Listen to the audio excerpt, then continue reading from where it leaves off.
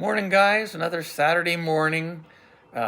This will be the third video of the Echo 305 era, and there was so much notable stuff that happened during those couple of years when that was the car that I was assigned in, a cruiser car call sign that I was assigned to. I had two different partners who have become my best friends.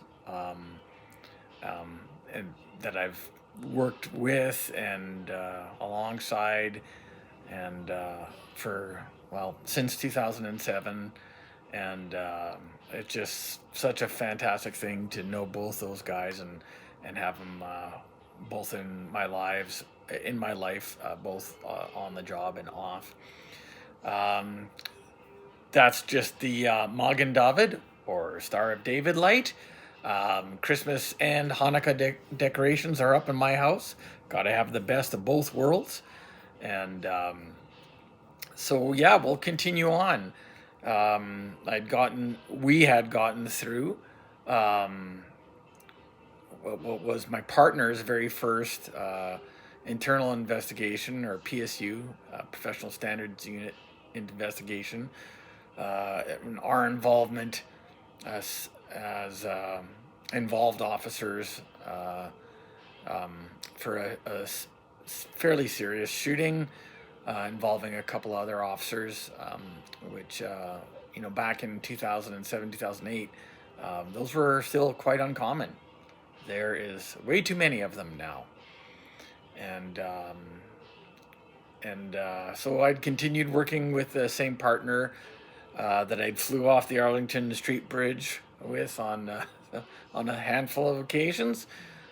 Same partner from that shooting, and for those months, that year, the warm summer months and the fall, and then we were getting into the end of the winter months in 2008. Anticipating likely that transfers or partner changes usually happen every spring. And that winter, on a relatively quiet night, we were sitting at a commercial B&E, not bacon and eggs, although I'm fond of those, but break and enter, waiting for a business owner to attend. And it was on Redwood Avenue west of McPhillips. And I don't think around about 1 o'clock in the morning on an evening shift, and when you're sitting at a scene like that, bored out of our fucking minds. But that's a lot, or a big part of what you do, is sit at a scene until an owner can come down and secure it. If I remember correctly, one of the front glass panes was smashed out, and so we had to get it boarded up and all that stuff. And so we're just sitting there waiting when we could be hunting around the grid of the North End, and it just bored out of our minds, waiting for opportunity to get out there and get hunting again. And we heard a transmission that made us poke our heads up like chickens, and it started to get us pretty excited. There was a unit from Street Crimes Unit at the time, which is now called Guns and Gangs, following a suspected stolen vehicle. And I think it would be fair to say, if you're following a white neon in the north end of Winnipeg, that at the time, that was an extremely popular vehicle to be stolen. I would venture to say that there were probably a handful of those, not white ones, but Dodge Neons, stolen on a near daily basis back then. Again, just sort of simple design flaws made them extremely easy to get into and then take. So this vehicle was calling the follow and then pursuit westbound on Redwood Avenue, but they were still east of McPhillips. So we're thinking to ourselves, looking at each other, they're getting close. And so, knowing that we were stationary and couldn't get involved in the pursuit because we had to stay put, couldn't get involved in terms of being mobile. We had to stay put while we were waiting for the business to be secured. But as they were calling it, that car kept on getting closer and closer to McPhillips, which means that it was coming closer to us. And so we formulated a little bit of a plan as to how we could assist from a stationary perspective. And as the vehicle, or just before the vehicle crossed McPhillips, we decided that we would put a spike belt at the intersection of Redwood and Fife, which is where my partner and I were seated waiting, and leaving a lane open and partially blocking the rest of that intersection with our cruiser car. And sure enough, the pursuit started to pass through McPhillips, not indicating a north or a southbound turning, but continuing westbound. So we're like, here we fucking go. We're getting ready. This thing's coming towards us and we're going to get him. So I was a passenger on that one. So I got out of the cruiser car, took the spike belt or stop sticks out of our trunk, and got out on the street on Redwood. And my partner was in the car, ready to block part of the street off. And I could see a couple set of headlights approaching. And I thought, oh, fucking beautiful, perfect, we got it. And as their units were still voicing the pursuit, and the set of headlights was getting closer to me, sure enough, I beautifully threw that spike strip onto the westbound lane of Redwood while I was standing in the eastbound lane.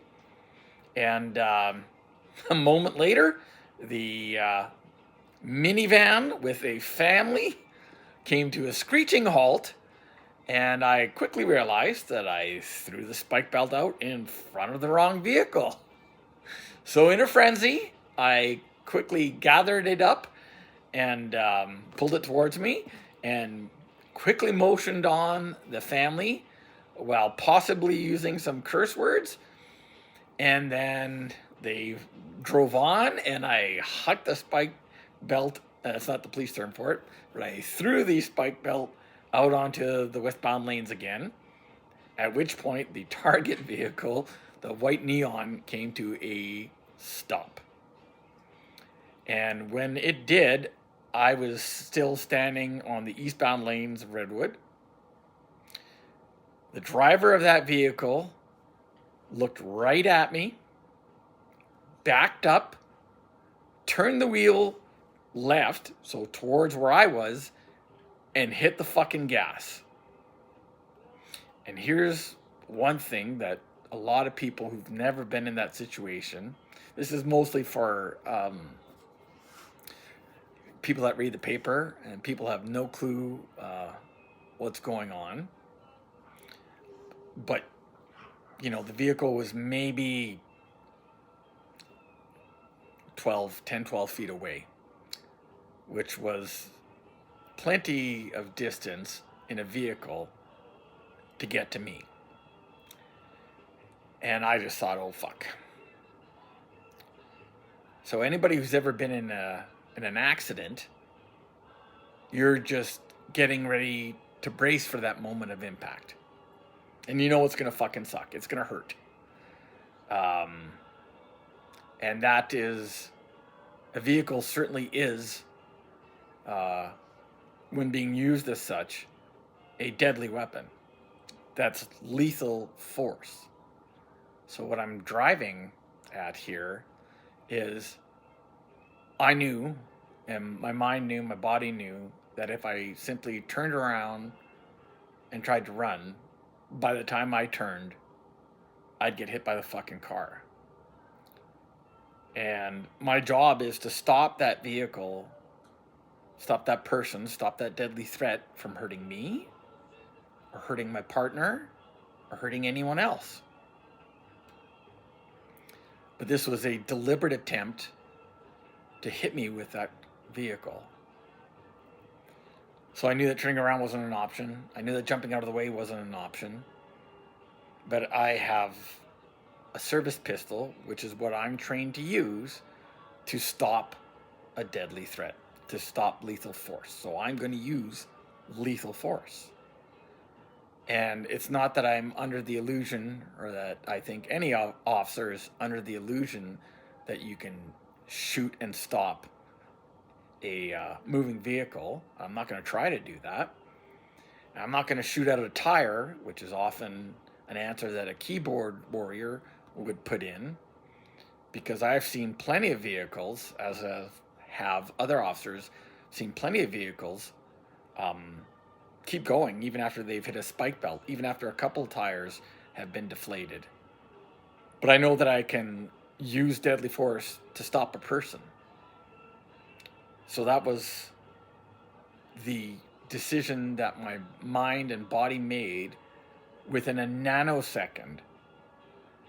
And as the vehicle got close to me, not slowing down, increasing in speed, my training kicked in, and I drew my service pistol faster than any day at the qualifying range, my yearly qualifiers, than I ever could have. And I fired a shot. So that round struck the driver's side window, and the driver's head flung far to the passenger side right quickly. And that's when I thought, oh, fuck, I just killed someone. And then the driver's side view mirror knocked my duty flashlight out of my belt. That's how close the fucking car came. It was on my left hip, service pistol on my right hip, knocked my fucking flashlight out and tore the actual holder. So that's a deliberate attempt to strike me with a vehicle. And as the vehicle's driving past me, and I'm still thinking, holy fuck, I just killed somebody, the passengers, and it's swerving all over the place, their driver's side head righted back up, and the vehicle kept on going westbound on Redwood.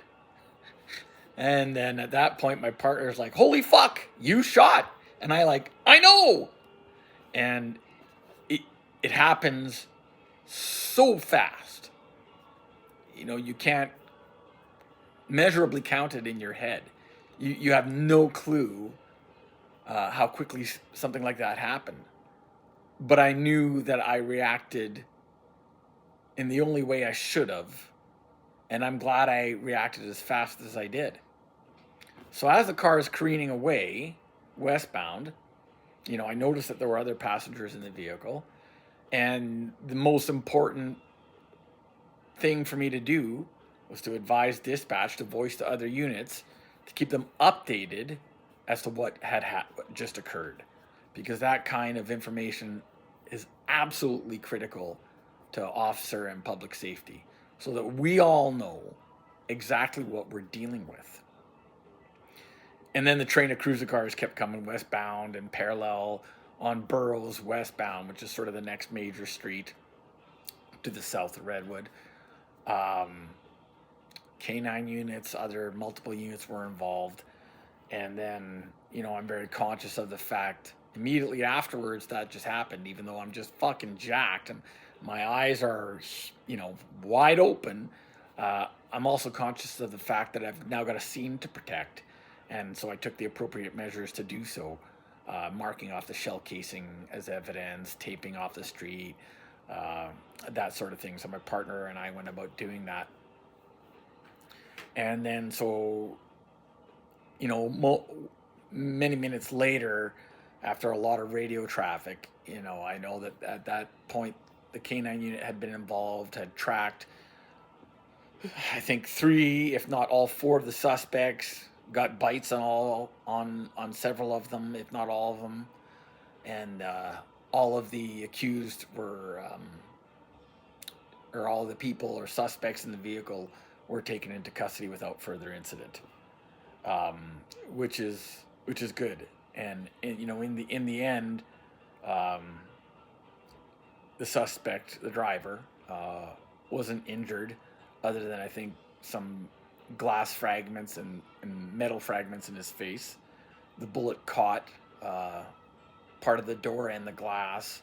And I remember months later looking at the ident photos, and they kind of do like a laser line or a red line as to the path of the bullet that the bullet had gone.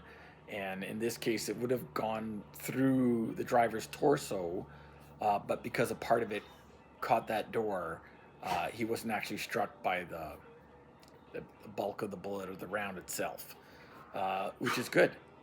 That's a good outcome. Of course, there's been way too many officers, whose shootings were 10 times more serious than mine was, the outcome. But there's a lot of commonalities there with respect to the process, the sights, the sounds, the feelings, and the things that you go through.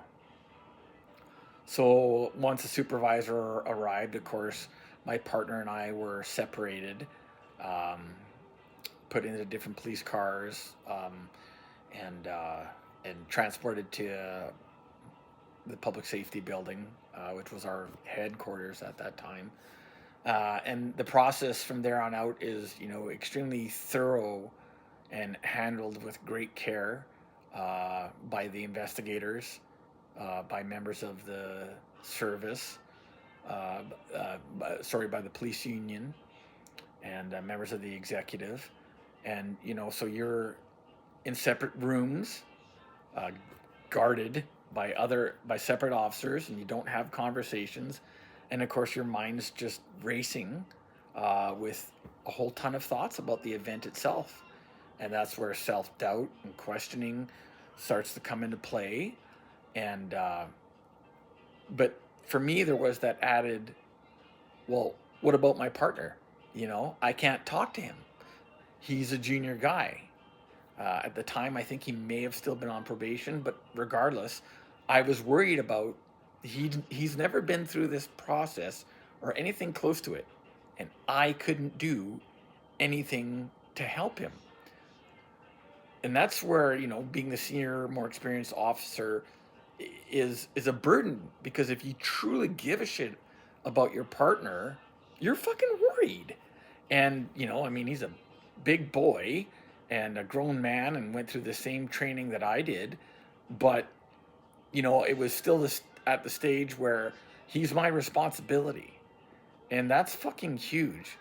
That's part of what makes the partner bond so tight, I think, or highlights it even more than usual. So when you're the senior guy, you feel such a huge sense of responsibility towards that person's well-being. And you get processed by ident, now called forensics people, for a GSR or gunshot residue, and pictures taken, and your items are seized, but what's important is that at the time, I get to speak to my union rep to ensure that I'm aware of everything that I need to be aware of, to ensure that the rest of the process by investigating officers was done properly. And at that time, it was homicide officers. The IIU wasn't a thing then. And but I knew that there would be things like a firearms review board and possibly a PSU investigation later on down the road, that would be part of the investigation. So what one benefit that our service has today, for the multitude of police shootings that have occurred over the years, is that there's a behavioral health unit that officers, directly involved officers, so in a critical or lethal force incident, that's another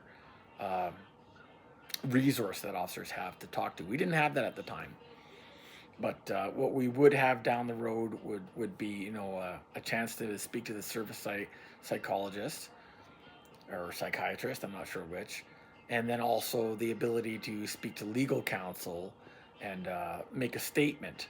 And of course, that's one of the things that you have to do before you talk to any other officers about the event itself. And so we went through, all those processes the day of the shooting and in the days following, before we could talk to each other and before we could talk to our shift mates and all that stuff. So you're thinking about that as well, and a lot of people are thinking about you, your well-being, you know, and even though my involvement in the shooting was quite clearly well done and quite clearly investigated, it can be quite an intimidating thing to speak to homicide officers. But I knew them, the two that interviewed me, a little bit, and they did an excellent job, and they put me quite at ease, explaining the process, because this shooting, had to be handled like any other shooting, thoroughly and properly, and and they were excellent of advising me of my rights, and also explaining the process, and of course I also had questions for them, and if any of you guys and gals out there that get involved um, in a shooting event like that, whether you're the shooter or not, just be aware you have the right to talk to behavioral health unit. You have the right to talk to a WPA rep of your choosing. You have a right to talk to counsel. And while you need to be polite and cooperative, both to homicide members or professional standing unit members, or now IIU unit members, you do not have to give a statement at that time.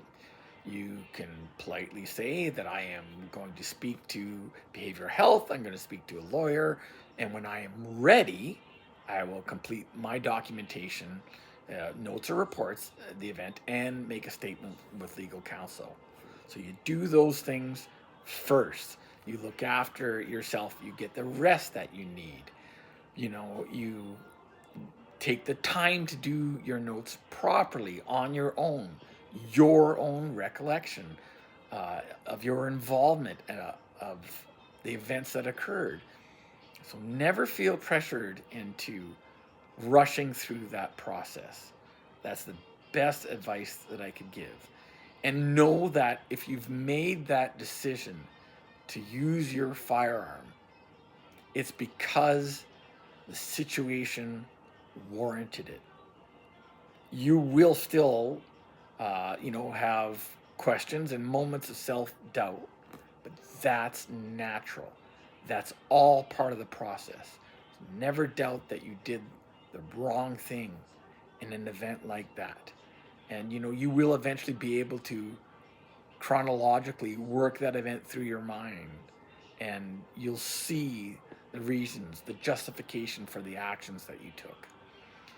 And I could keep going on and on and on, and there's still a little bit left more to my time with that current partner. But bottom line, we got through the event together, and we, had our mandatory 3 days off of work, and then we got back to work, being the productive sons of bitches, the trouble making, fun having car that we were. And that was a real learning experience for the both of us. And it's served us both in our ability to be better cops, and not just better ourselves, but to counsel other junior members. Because you don't want that shit to go to waste. Your experience and learning isn't only important for yourself, it's important for the development of others. And I've spoken to many different young coppers about that particular event, because it's important that we all learn from it. And so we continued to work on and have a great spring. But that spring, as anticipated, my partner and I were split up, still on the same shift. And then I'll tell you a little story next time about the kid, the young fella on our shift that had been field trained by a classmate of mine. And And I got the opportunity to work with him. I had fantastic bosses who knew that that was another great matching. So stay tuned until next time, till part 4 or act 4 of the Echo 305 era. Me working with the kid. And until then, have a great Christmas. Have a great Hanukkah. Sometimes the holidays can be really tough on us all mentally. Take good care of yourselves. Take good care of your family. If you're having a hard time, reach out and talk to someone. Love you guys. Bye.